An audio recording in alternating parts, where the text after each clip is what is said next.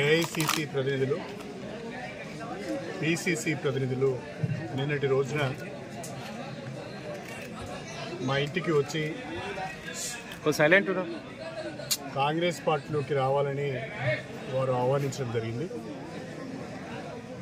అయితే నేను నా శ్రేయోభిలాషులతోని, నా మద్దతుదారులతోని, నా కార్యకర్తలతో మాట్లాడిన తర్వాతనే నిర్ణయం ప్రకటిస్తానని నిన్న చెప్పడం జరిగింది.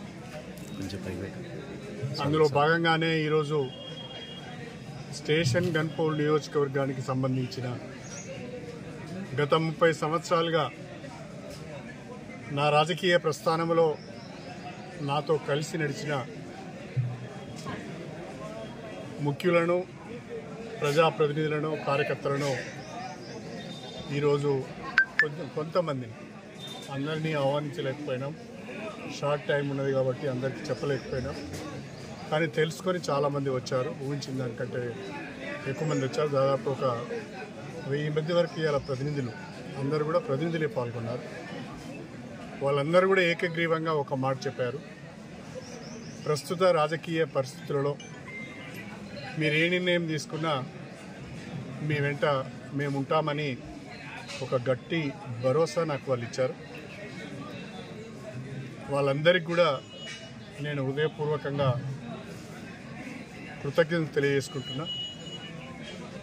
నేను ఈరోజు సాయంకాలం 4 గంటల ప్రాంతంలో కానీ 5 గంటల ప్రాంతంలో కానీ విలేకరుల సమావేశాన్ని ప్రత్యేకంగా పెట్టి అన్ని విషయాలు వివరంగా చెప్తాను. Thank you.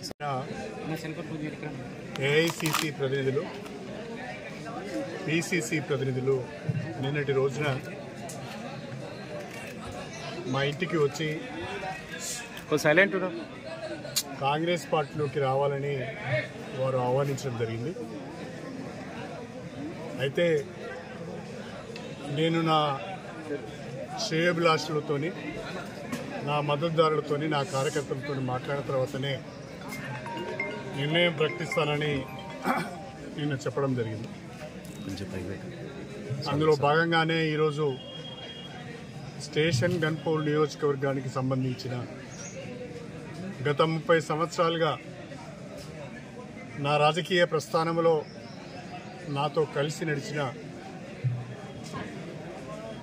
ముఖ్యులను, ప్రజాప్రతినిధులను, కార్యకర్తలను ఈరోజు కొంతమందిని అందరినీ ఆహ్వానించలేకపోయినాం. షార్ట్ టైం ఉన్నది కాబట్టి అందరికీ చెప్పలేకపోయినాం. కానీ తెలుసుకొని చాలామంది వచ్చారు. ఊహించిన దానికంటే ఎక్కువ మంది వచ్చారు. దాదాపు ఒక 1000 మంది వరకు ఇవాళ ప్రతినిధులు అందరూ కూడా ప్రతినిధులే పాల్గొన్నారు. వాళ్ళందరూ కూడా ఏకగ్రీవంగా ఒక మాట చెప్పారు.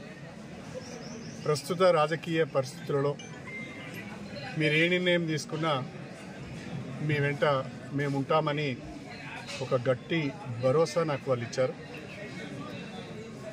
వాళ్ళందరికీ కూడా నేను హృదయపూర్వకంగా కృతజ్ఞతలు తెలియజేసుకుంటున్నా.